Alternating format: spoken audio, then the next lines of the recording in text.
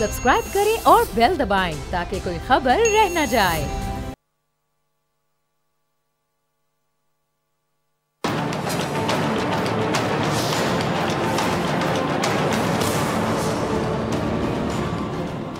अस्सलामुअलैकुम, मैं हूं डॉक्टर फ़िज़ा खान और मैं हूं पाकिस्तान। सियासत की दहलीज और करीज पर वही टिकता है जो बिकता है।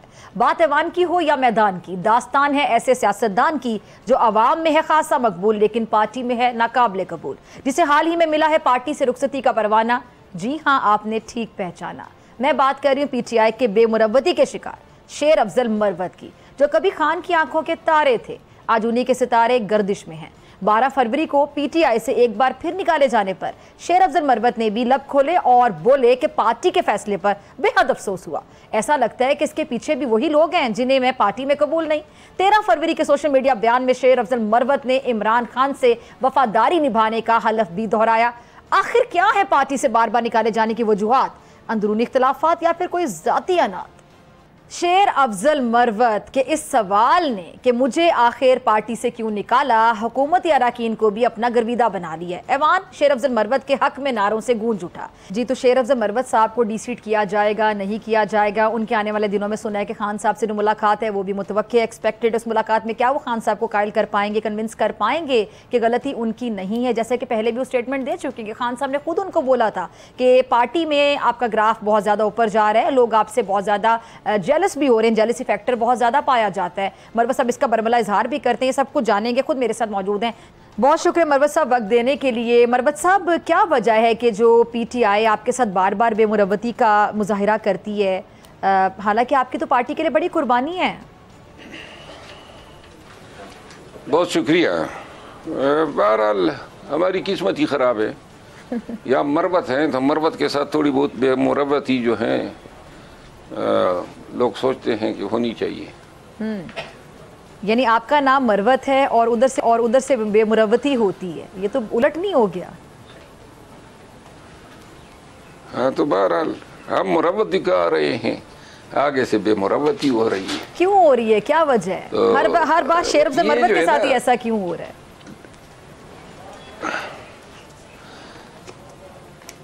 देखिए, जो कल्चर बन गई है ना 1.5 साल से खान साहब की गिरफ्तारी के बाद, लोगों ने, वो कहते हैं ना, दीवार क्या गिरी मेरे कच्चे मकान की, लोगों ने मेरे सहन में रस्ते बना लिए, लोगों ने तरीके वारदात समझ लिया है और अब उस तरीके वारदात पे लोग अपने मकासद और मनासिब निकाल रहे हैं। जाना, एक ने जो है ना गेंद उछालनी है, दूसरे ने शॉट मारना है और तीसरे ने जो है गोल करना है।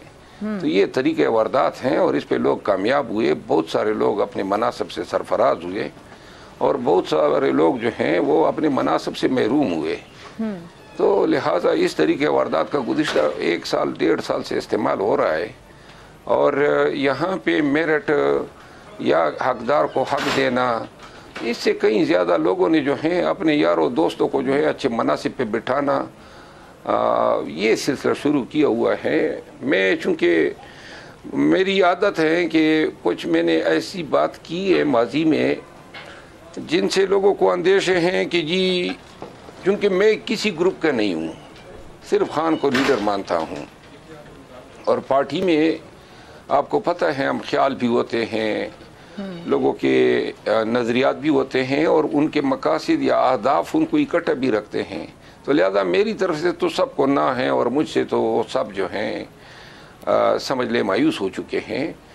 तो लिहाजा अब ये रास्ता जो है तीसरी दफ़ा है और ये वही लोग हैं जिनका हिस्सा बनने से मैंने हमेशा इनकार किया है, वो अब ये तरीक़ा वारदात इस्तेमाल कर रहे हैं, खान का, पार्टी का नुकसान कर रहे हैं और यही मैं कह सकता हूँ। अच्छा, सलमान अकरम राजा साहब जो आपके बारे में खुलकर बात करते हैं, क्या वजह है? क्योंकि ऐसा लगता है मरवत साहब के जिस तरह सलमान अकरम राजा साहब का कोई पर्सनल ग्रज है आपके साथ, कोई पर्सनल मसला है आप दोनों का आपस में, ऐसा एक तासुर जाता है। मेरा ख्याल है बहुत सारे लोग जो हैं वो मुझसे पर्सनल ग्रज इसलिए रखते हैं कि पार्टी में, आवाम में बहुत सारे लोगों को जो हैं लोग मुंह नहीं लगाते हैं और यही अवामी जलसों में, पब्लिक में मुझे पजीराई मिलती है। तो लिहाजा बहुत सारे लोग ऐसे भी हैं जिनके साथ हमारा कोई लेना देना नहीं होता है, लेकिन वो भी हमारे बुग़्ज़ में जो हैं अपना कार खैर में ईसा डाल रहे होते हैं। यानी आपने कहा कि पार्टी में बहुत से लोगों को, मैं आपके अल्फाज दोहराती कि लोग मुंह नहीं लगाते हैं, तो आप चूँकि मकबूल हो रहे हैं तो लोगों को इसका मतलब है कुछ जेलसी फैक्टर है कि आपसे हसद करना शुरू हो गए लोग? मेरे दो ही मसले हैं और ये रहेंगे, ये इसका हल सिर्फ खान के पास है। एक मसला जेलसी का है और वो जेलसी जो है बहुत सारे लोगों को मुझसे हैं। जिधर जलसा होता है, जिधर जमघटा होता है, जिधर मजमा होता है, लोग मेरे गिर्द आ जाते हैं और मुझसे प्यार भी करते हैं और मैं भी उनसे प्यार करता हूं, क्योंकि हमने बड़े बुरे दौर इकट्ठे गुजारे और वहीं पर लीडरशिप टोटली नज़रअंदाज हो जाती है। ये बात जो है फिर सोशल मीडिया पे वर्कर जो हैं हर वक्त आवाज़ उठाते हैं मेरे लिए, ठीक है, अवामी इज्तिमाआत में मेरे नाम के नारे लगते हैं। ये ऐसी चीज़ें हैं जो लोगों को बुग़्ज़ और जेलसी में मुब्तला करने के लिए काफ़ी है। एक मसला ये है। दूसरा मसला, सेम टाइम इन लोगों ने जो है एक वतीरा बनाया हुआ है। खान को अभी इलेक्शन का रिज़ल्ट ही नहीं आया था, जनवरी के एंड का महीना था 2024 का, कि उन्होंने खान के ज़हन में जो है ये बताया कि जी इसका तो बड़ा राइज हो गया है और ये तो कहीं आपकी जगह न ले ले। अब खान के हम फॉलोवर हैं, हम उसके वर्कर हैं, टाइगर्स हैं, हम उनका मिशन लेकर चलने वाले हैं। कुजा में खान ने अपनी ज़िंदगी जो है कुर्बान की इसको उनके लिए। मुझे तो जुमा एक हफ़्ता नहीं हुआ है कि मैं सियासी मंजरे नामे पे आया हूँ, तो लिहाजा मेरे कोई सियासी मकासद हो ही नहीं सकते हैं। अलबत्ता अगर इस कबूलियत को या मकबूलियत को जो है वो आप दूसरी तरफ पेश कर रहे हैं, तो लिहाजा खान के ज़हन में ये बात डाली जा रही है बार बार, और साथ में मेरे ख़िलाफ़ शिकायत, छोटी छोटी बातें। जनाब उसने सवाबी जलसे में स्टेज पे उठ के हाथ हिलाया, आसमान गिर पड़ा, कोहराम मच गया, ये उठ कर के खड़ा हो गया, लोगों ने उसके नाम के नारे लगा दिए, जनाब ज़मीन फट गई और आसमान गिर पड़ा। तो ये जराइम हैं मेरे जो मैंने किए हैं। अच्छा, लेकिन एक बात है, ज़रा यहाँ से क्लियर करते हैं। आपने कहा कि खान साहब के कान भरे जाते हैं आपके ख़िलाफ़, उनको जाके कुछ भी कह दिया जाता है, जिस तरह कि आपका पॉपुलरिटी ग्राफ बहुत ज़्यादा ऊपर जा रहा है, जिसमें कोई दो राय नहीं है। सवाबी जलसे में भी जब आप गए तो ज़ाहिर बात है लोगों ने नारे लगाए आपको देखकर, आप बड़े अवामी हैं, अवाम में मकबूल हैं। लेकिन इसमें एक सवाल निकलता है शेर अफज़ल मरवत साहब के, खान साहब एक तो उनके कानों में अगर कोई जाके कुछ भी कह देता है तो क्या खान साहब कानों के कच्चे हैं कि वो लोगों की बातों में आ जाते हैं? लीडर तो कानों का कच्चा नहीं होता। दूसरी चीज़ ये कि आपका जो पॉपुलरिटी ग्राफ ऊपर जा रहा है, आपके बारे में नारे लगाए गए जब आप गए सवाबी जलसे में, या लोगों ने आपको पसंद किया, या आपने कहा कि कुछ लीडरशिप आपके सामने दब जाती है, लोग आपको पसंद करते हैं, इसका खान साहब को क्या नुकसान है कि उन्होंने आपको पार्टी से निकाल दिया? देखिए, एक वक्त था खान साहब मुझे बहुत ही पसंद करते थे और खान साहब और मेरे दरमियान बड़ी कुर्बत और एतमाद था। ये इलेक्शन के दौर तक था। जो ही इलेक्शन हुआ और लीडरशिप जो अंडरग्राउंड थी जो बाहर आई, तो मैंने इनकी मुलाकातें शुरू कर दी, अदालत में रेड करके अदालत से हुक्मनामा लिया हाई कोर्ट से। तो ये जब मिलना शुरू हुए तो इन्होंने पहला काम जो है मेरा पता काटना शुरू किया, क्योंकि खुद तो ये कहीं पढ़ते ही नहीं, न मंदिर सियासी मंजरनामे पे थे, न पार्टी के लिए कहीं खिदमत अंजाम दे सके। मैं लीडरशिप की बात कर रहा हूँ जो अंडरग्राउंड थी। वो जब मंजर आम पे आई ना तो कहीं पर तो वो थे ही नहीं। अलबत्ता वो जो खान के लिए जदोजहद की या पार्टी का झंडा या जलसे जलूस कन्वेंशन किए, उसने पजीराई दी। तो लिहाजा 8 फरवरी के बाद जो है मैं पहला शिकार हुआ इन सब का। तकरीबन बहुत सारे लोग कामन थे इस पे कि इसको गिराना है, और इन्होंने तरीके वारदात ये की। खान को सबसे पहला जो ही इलेक्शन हुए तो मुझ पे गद्दारी के भी इल्ज़ाम डाल दिए। अपनी सोशल मीडिया PTI की ऑफिशियल मीडिया मेरे पीछे लग गई और उन्होंने जनाब अली एक बयानिया डेवलप करना शुरू किया। तो लिहाजा हमने गद्दारी यही की थी कि खान का बुरे दिनों में हमने साथ दिया और उसकी पार्टी का झंडा उठाया। और फिर जो है 8 फरवरी के बाद इलेक्शन हुए। अब आप देखिए ना, 8 फरवरी से लेकर आज तक कितने ओहदे बांटे गए, कितने मनासब पे लोगों को सरफराज किया गया और कितने लोगों ने जो है फ़ायदे उठाए। तो मैं तो अल्लाह ऐलान कहता हूँ कि कोई एक रत्ती का कोई मुझ पे कोई एहसान साबित कर दे कि पार्टी से मैं मुस्तफीद हुआ हूँ या कोई एहसान मुझ पे किसी ने किया हो। अलबत्ता एहसान तो छोड़ी, बुराई ये शुरू हो गई कि बार बार निकाला जाना, शोकास पे शोकास, اور کوئی وجہ نہیں ہے، ڈسپلن ہے. اب ڈسپلن کا ہم کوئی فوجی تو نہیں ہے کہ ہمیں کہیں آسان باش ہوشیار دائیں پھر بائیں چل. سیاست میں ہم رہتے ہیں اور یہ ڈسپلن کم وقت میرے لیے جو ہے بار بار پڑکتا ہے. کسی اور پہ بھی جو ہے نا یہ ڈسپلن جو ہے اس کی ڈنڈی نازل ہونی چاہیے نا.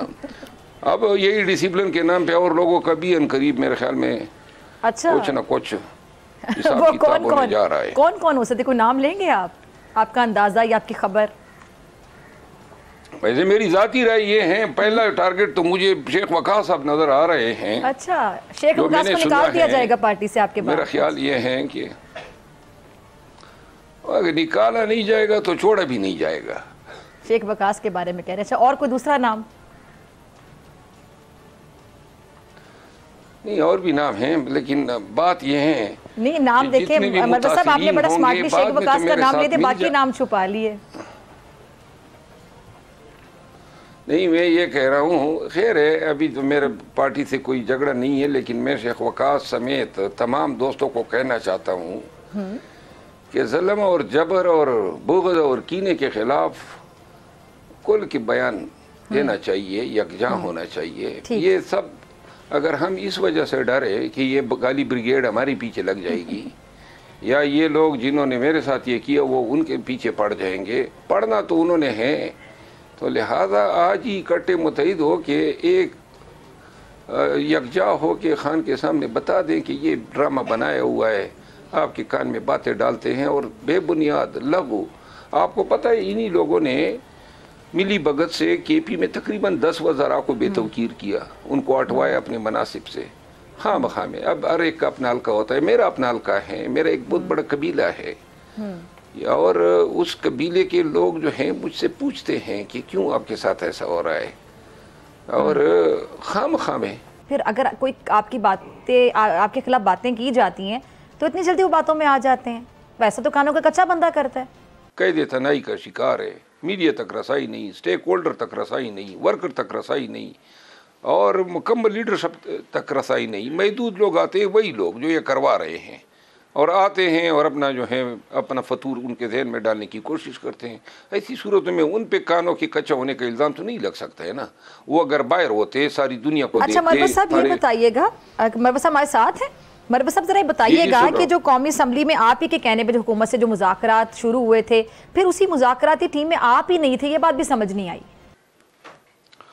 میں یاد رکھیں میں ایسی کسی کمیٹی میں نہیں ہو سکتا ہوں، کسی پارٹی کے کسی بھی ایسے منصب جلیلہ پہ نہیں ہو سکتا ہوں جس سے میری کوئی قدر بنے. تو لہٰذا میں کہیں پر نہیں ہوں پارٹی میں. اب دیکھیں بس میں نہیں رہ گیا ہوں، باقی جو ہیں انہوں نے مجھے وہ کہتے ہیں نا کک چھوڑا ہوا ہے. اچھا، پارٹی میں سب سے زیادہ پرابلم آپ سے کس کو ہے؟ ان کو ہیں جو خود بھی کچھ نہیں کر سکتے ہیں اور دوسروں کو بھی کام نہیں کرنے دے رہے ہیں. مربت صاحب میرے ساتھ موجود ہیں، آپ سے ملاقات ہوگی شارٹ بریک کے بعد.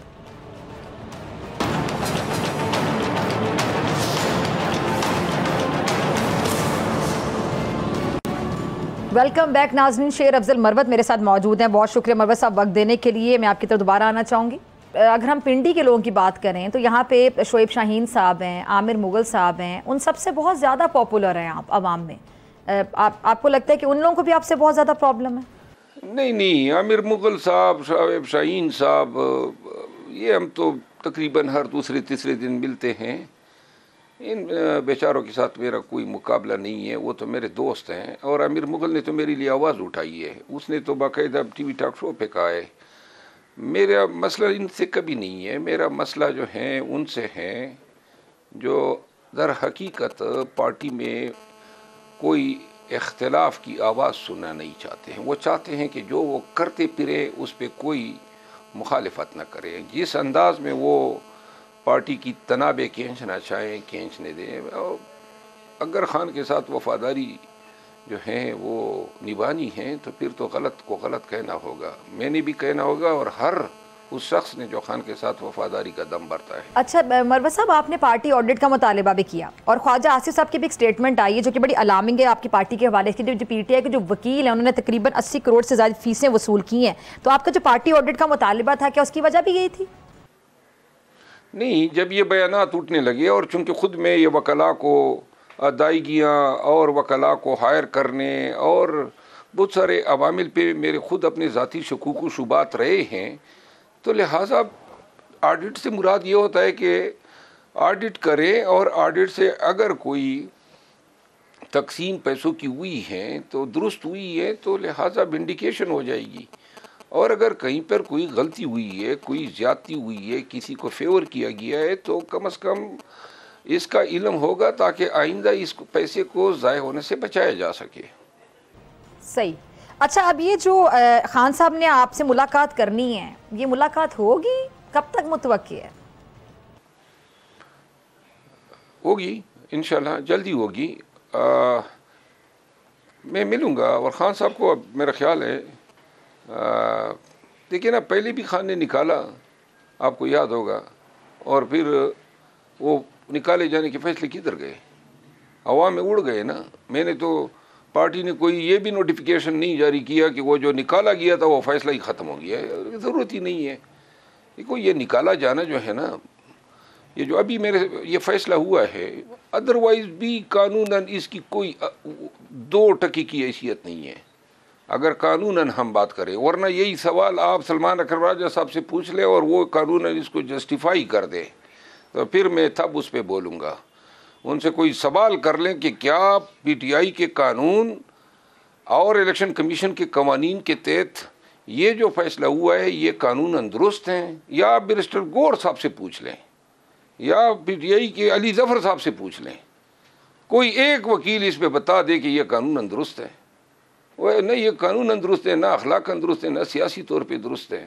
بس اس فیصلے کے پیچھے یہ نہیں تھا کہ مجھے نکالنا تھا، پچھلے فیصلے کے پیچھے بھی یہ محرک نہیں تھا کہ مجھے نکالنا تھا، اور اس سے بھی پہلے فیصلے کے پیچھے محرک یہ نہیں تھا کہ مجھے پارٹی سے فارغ کرنا تھا۔ اصل محرک یہ ہیں کہ لوگوں کو جتلانا ہے، بتانا ہے کہ ہم بار بار اس کو بے توقیر کر رہے ہیں، گرا رہے ہیں، جس میں یہ ابھی تک تو کامیاب جا رہے ہیں۔ اچھا، آپ پر ایک الزام یہ بھی ہے جو کہ مجھے سمجھ نہیں آیا، میں تو اس کو سن کر کافی میں نے اس کو بڑا لائٹر نوٹ پہ لیا، لیکن شاید اگر سیریس بات ہے تو پھر بڑی حیران کن بات ہے کہ آپ کے جو سوشل میڈیا پہ فالوئنگ ہے، جیسے کہ آپ کو پہلی بار جب نکالا گیا تھا تو بڑا ٹرینڈ کر رہے تھے اور لوگ آپ کی بڑی سائڈ لے رہے تھے، لوگ آپ کے حق میں بات کر رہے تھے، جتنے بھی آپ کے فالوورز تھے۔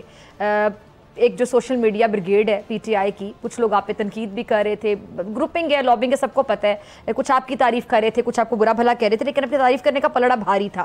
تو یہ بھی آپ پر ایک الزام ہے کہ جی آپ کے جو اکاؤنٹ سے ٹویٹ ہوتی تھی وہ پی ٹی آئی کے اکاؤنٹ سے بھی زیادہ ہونا شروع ہو گئی تھی، خان صاحب سے بھی زیادہ ہونا شروع کی تھی، اس کا آپ نے خود بھی وضاحت کی کہ بہت سے لوگوں کو لگا کہ آپ تو خان صاحب کو نہ ریپلیس کر لیں۔ دیکھیں، ان الزامات کا میں کیا جواب دوں؟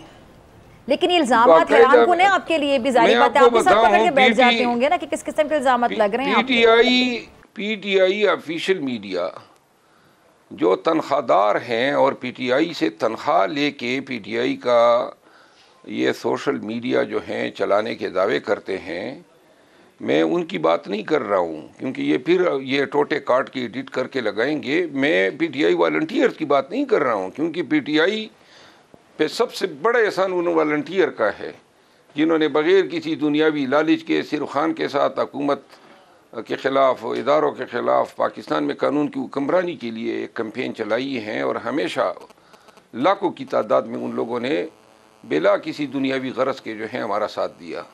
لیکن جو یہ آفیشل ہیں وہ سوشل میڈیا کمپین چلانے کے بجائے یہ تو اب باپ بننا شروع ہو گئے ہیں۔ یہ تو اب جناب خود ہی انہی اکاؤنٹ سے پی ٹی آئی کے لیڈرز کی جو ہیں بے توقیری کرتے ہیں، نہ کہ صرف میری اور میرے حوالے سے تو ان کی 1 سال سے کوششیں جاری ہے، اور 1 سال سے جناب گروپس بنائے ہیں، ایجنڈے بنائے جاتے ہیں، پروپیگنڈے کے لیے ٹرینڈ بنائے جاتے ہیں، لیکن اللہ تعالیٰ کے فضل سے، والنٹیئر کے تعاون سے اور پی ٹی آئی کے ورکر کے تعاون سے یہ ایک واحد شخصیت میں ہوں جس کو وہ شکست نہیں دے سکے، ورنہ یہ تو بڑے دعوے کرتے ہیں کہ جی جس کو ہم نے نکلوایا ہے وہ واپس نہیں آیا۔ لہٰذا ہم واپس بھی آئے ہیں، بار بار آئے ہیں اور پھر بھی رہیں گے۔ اچھا مروت صاحب، یہ جو آپ کی قومی اسمبلی کی سیٹ آپ کو ڈی سیٹ کرنے کے حوالے سے باتیں ہو رہی ہیں، تو آپ کو ڈی سیٹ کرنا واقعی اتنا آسان ہوگا؟ پاکستان میں اس کے لیے آئین کو تبدیل کرنا ہوگا، کیونکہ آئین میں ڈی سیٹ تب ہو سکتا ہوں جب میں پی ٹی آئی کے حکم کے منافی، یعنی زرتاج گل صاحبہ اگر کوئی حکم کرے کہ جی آپ لوگوں نے اس منی بل میں اس طرح ووٹ ڈالنا ہے، اور میں اس منی بل میں اس پہ ووٹ میں مخالفت کر دوں، یعنی اس طرح ووٹ نہ ڈالوں، تو تب قانوناً آئیناً مجھے ڈسکوالیفائی کیا جا سکتا ہے۔ لیکن وہ بھی تب جب میں پارٹی میں ہوں۔ جب انہوں نے پارٹی سے مجھے نکال دیا ہے تو اب تو یہ بھی ایک قانونی ڈیبیٹ ہے کہ مجھے کوئی اب ڈائریکشن تو دے ہی نہیں سکتا، کیونکہ آپ کے بقول تو میں تو آپ کی پارٹی کا ہی نہیں رہا ہوں۔ اور نکالنے کے لیے یہ شرط ہے کہ آپ پارٹی کا ممبر جو ہیں نیشنل اسمبلی یا سینیٹر یا ایم پی اے، وہ پارٹی کے ڈائریکشن کے منافی منی بل پہ جو ہیں رائے دے۔ لہٰذا وہ موقع نہ کبھی آئے گا اور نہ میں خان یا پی ٹی آئی کے خلاف کبھی ووٹ دوں گا۔ چلیں جی، بہت شکریہ۔ لاسٹ میں میں آپ سے جاننا چاہوں گی، شکریہ ادا کرنے سے پہلے، کہ خان صاحب سے جو آپ کی ایکسپیکٹڈ ملاقات ہے کب تک ہو جائے گی، اور آپ کو کیا لگتا ہے کہ آپ کنونس کر لیں گے خان صاحب کو؟ اور مجھے آپ کی ایک بڑی پرانی اسٹیٹمنٹ یاد آ گئی، بہت زیادہ پرانی تو نہیں، جب آپ کو پہلی دفعہ شاید پارٹی سے نکالا گیا تھا یا اس سے پہلے کی بات تھی غالباً، جب آپ نے خود یہ بتایا تھا کہ خان صاحب نے آپ کو کہا کہ لوگ تم سے جیلس ہونا شروع ہو گئے ہیں مروت، اور آپ ذرا کم بات کیا کریں، پارٹی میں آپ پاپولر ہو رہے ہیں، اس قسم کی کوئی بات آپ نے کی تھی۔ ذرا اس بات کے حوالے سے میں جاننا چاہوں گی کہ خان صاحب کو آلریڈی اس بات کا علم تھا کہ ان کی پارٹی میں جیلسی فیکٹر بہت زیادہ ہے، گروپنگ بھی ہے۔ یہ جب خان کے ساتھ جو ہیں، میں آپ کو ایک بات یاد دلا دوں، ادھر میں ایک سین میں آیا تھا، کراچی اور میرپور خاص اور حیدرآباد میں کمپین کر رہا تھا پارٹی کے لیے، اور کنونشن کر رہا تھا 9 مئی کے بعد، اگر آپ کو یاد ہو تو یہاں بڑے بڑے جلسے ہم نے کیے، تو میں نے آگے جانا تھا سکر کی طرف۔ اچھا، تو اچانک پارٹی کی طرف سے ایک نوٹیفیکیشن جاری ہو گیا یہاں اسلام آباد سے کہ اس کو فوراً خان نے بلا لیا ہے، اگر آپ کو نوٹیفیکیشن یاد ہو۔ اگلے دن میں خان سے ملنے کے لیے چلا گیا تو خان حیران تھا کہ بھائی یہ کس نے جاری کر دیا؟ تو یہ 2 نمبر کے کاتب ابتدا سے ہو رہے ہیں، وہ جس حضرت نے جاری کیے ہیں آج بھی بڑی کلیدی پوزیشن پہ براجمان ہے، اللہ کرے کسی دن وہ بول پائے۔ میرے دل میں ان کے ساتھ جو ہیں دو تو آپ بول دینا مروت صاحب، آپ تو بڑی سیدھی باتیں کرتے ہیں، آپ جب آپ کے ساتھ اتنی بے مروتی کا مظاہرہ کیا جا رہا ہے تو آپ کون سی مروت نبھا رہے ہیں؟ آپ یہ علی امین خان کی وجہ سے اس شخص کی حد تک میری زبان بندی ہے، اور نہ میرا بڑا جی کرتا ہے۔ چلے کوئی ہنٹ دے دیں کیا کون تھا جو آپ کے خلاف اس حد تک سازش کر رہا تھا؟ نہیں، بس کیا ہنٹ ہے، وہ پرانے زمانے کے فرعون کی طرح اس کی شکل ہے، بس یہی ہنٹ ہے۔ ٹھیک ہے، بہت شکریہ شیر افضل مروت صاحب، اپنے مخصوص انداز میں مروت صاحب نے جملے کو ختم کیا، بہت شکریہ جی آپ کا، اور ناظرین آپ سے ملاقات ہوگی بریک کے بعد۔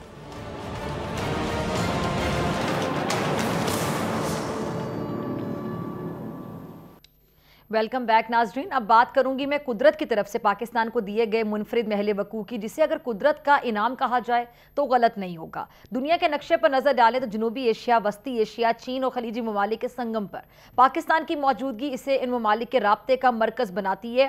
آسان لفظوں میں یوں کہہ لیں کہ پاکستان وہ راؤنڈ اباؤٹ ہے جہاں سے ان ممالک کو راستے جاتے ہیں۔ پاکستان کا محل وقوع ایک ایسا اہم اسٹریٹجک اثاثہ ہے جو معاشی، جغرافیائی اور سیاسی استحکام کے لیے ان ممالک کے عوامی رابطوں کو آسان بنا سکتا ہے۔ سی پیک کے ساتھ پاکستان پہلے خطوں کے درمیان ایک پل بننے کی صلاحیت کا مظاہرہ کر چکا ہے، جو وسطی ایشیا اور افغانستان کے لینڈ لاک ممالک کو بھی عالمی منڈیوں تک رسائی دیتا ہے اور چین کو بحیرہ عرب تک لے جاتا ہے۔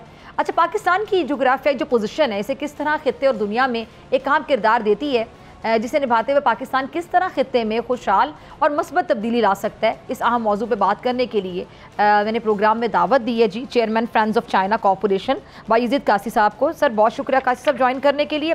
قاسی صاحب، پاکستان کس طرح اپنے محل وقوع سے اپنی اور خطے کی اگر میں کوئی تقدیر بدلنے کے لیے کردار ادا کر سکتا ہے؟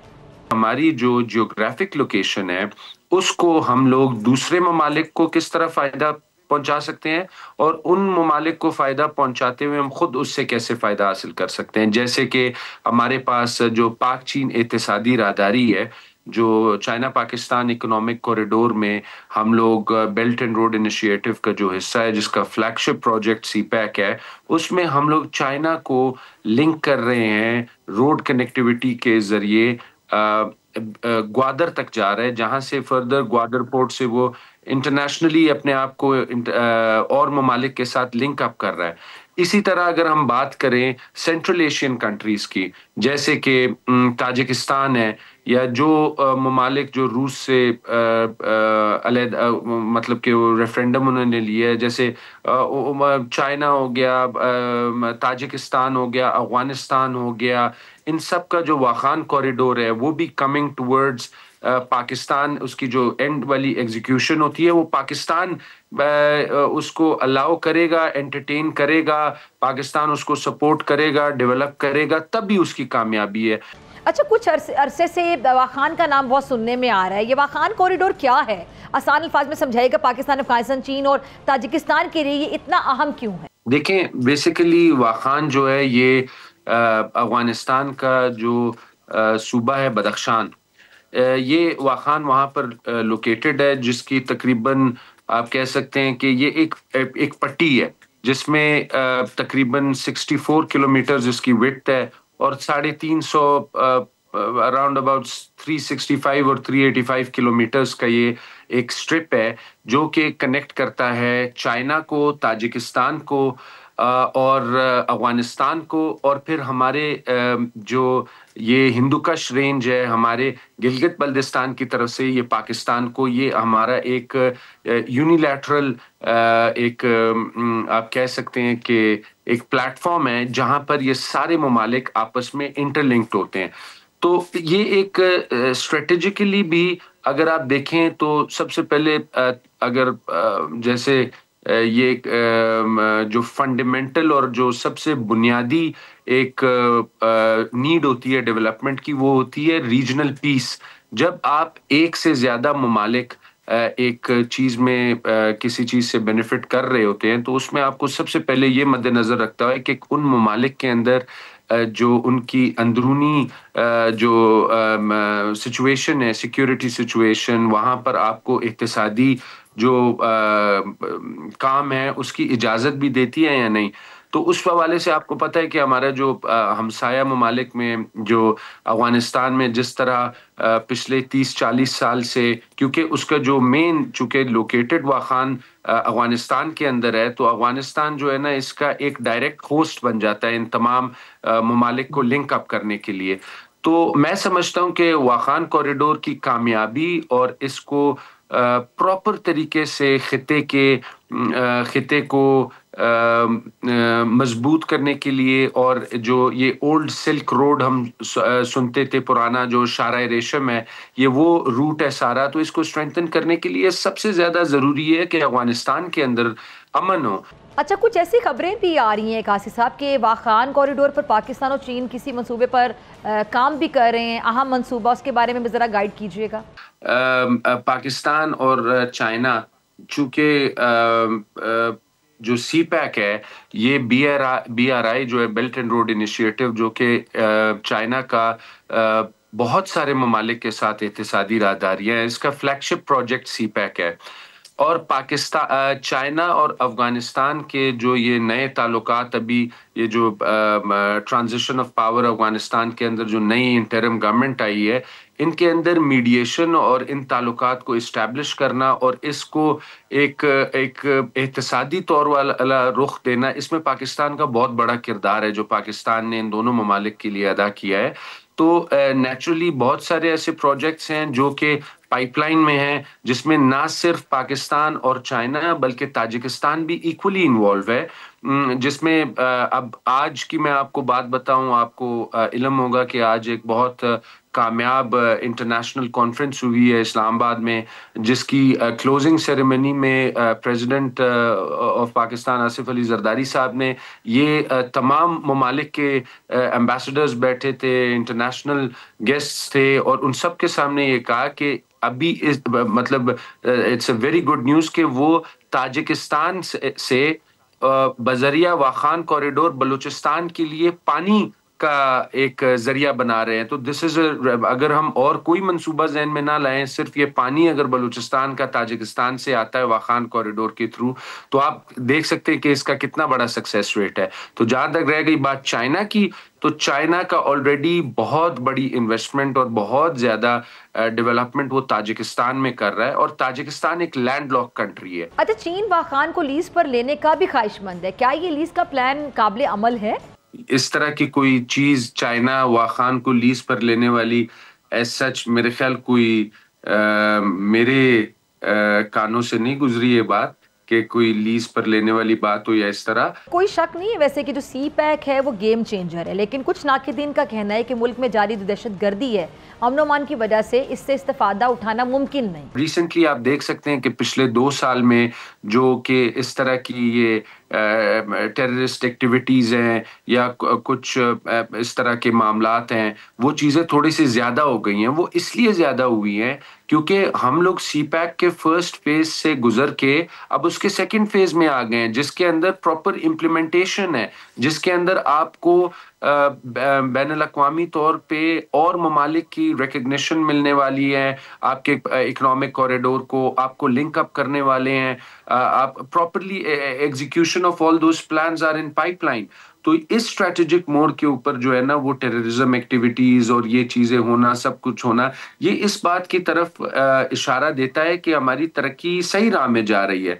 अच्छा, गवादर पोर्ट जो दुनिया की उन चंद बंदरगाहों में से एक है जहां पूरा साल बहरी जहाज आ सकते हैं, तो ऐसे में आलमी तिजारत में जो डिजिटल टेक्नोलॉजी है उसकी मदद से पाकिस्तान का किरदार मजीद वसी होता हुआ आपको नजर आ रहा है? देखिए, ग्वादर पोर्ट जो है वो अभी अपने जो बंदरगाह है वो डेवलप हो गई है, वहां पर state of the art installations हैं, सब कुछ है। ग्वादर पोर्ट का सिर्फ ये मकसद नहीं कि पाकिस्तान में इंपोर्ट होगी या पाकिस्तान की चीजें एक्सपोर्ट होगी, ये बेसिकली एक एपिसेंटर होगा जहां पर मुख्तलिफ ममालिक के, ये जो हम ट्रेड रूट की बात कर रहे हैं चाइना के साथ या सेंट्रल एशिया को लिंक अप कर रहे हैं जो कि लैंडलॉक कंट्रीज हैं, उनके मामलात होंगे, उनकी यहाँ पे ट्रेड ट्रांजिट होगा, बाकी मामलात होंगे। तो नेचुरली जब ये इतना हाई पोटेंशियल वाली और हेवी ट्रैफिक वाला एक इसमें सेगमेंट इन्वॉल्व होगा, जिसके अंदर बहुत ज़्यादा चेक एंड बैलेंस होगा, बहुत ज़्यादा इसमें इंफ्रास्ट्रक्चर कि इनपोर्ट इंफ्रास्ट्रक्चर इन्वॉल्व होगा, इसमें जो आपके लॉजिस्टिक्स हैं, लॉजिस्टिक कंट्रोल के लिए बहुत सारी चीज़ें इन्वॉल्व होंगी, आपका एक इंटरनेशनल कस्टम इस पे इन्वॉल्व होगा, सब कुछ होगा। तो टेक्नोलॉजी की ज़रूरत आपको पड़ेगी, और इसमें हमारे लिए सबसे जो खुशी और एक वी आर लकी कि हमारे साथ इसमें जो डेवलपिंग पार्टनर है वो चाइना है, जो कि ऑलरेडी टेक्नोलॉजी में दुनिया में कह सकते हैं कि सफ़े अव्वल में आता है। तो हम यहाँ पे जो ग्वादर पोर्ट के अंदर जितनी भी मशीनरी, जितनी भी मैकेनिज्म और जो भी उसका एक डिज़ाइन है, सिर्फ उसके इंफ्रास्ट्रक्चर डिज़ाइन की बात नहीं कर रहा, उसका जो ऑपरेटिव डिज़ाइन है, जिस डिज़ाइन से, जिस तर्ज से उसने ऑपरेशनल होना है, वो तमाम जो है वो दुनिया के किसी भी आलमी बैनुल-अक़वामी तरक्की याफ्ता मुल्क के एक अहम पोर्ट के लेवल पे है, और वो it is just a matter of time कि वो अपनी पूरी पोटेंशियल के साथ जो है ना मतलब मंजर आम पे आएगा। ठीक है जी, बहुत शुक्रिया आपके वक्त के लिए। नाज़रीन, इसी के साथ मुझे दीजिए इजाज़त, आपसे मुलाकात होगी इंशाल्लाह कल सेम टाइम सेम चैनल की ज़िंदगी ने वफ़ा की दुआ में याद रखिएगा, अपना बहुत ख्याल रखिएगा। लेने के बाद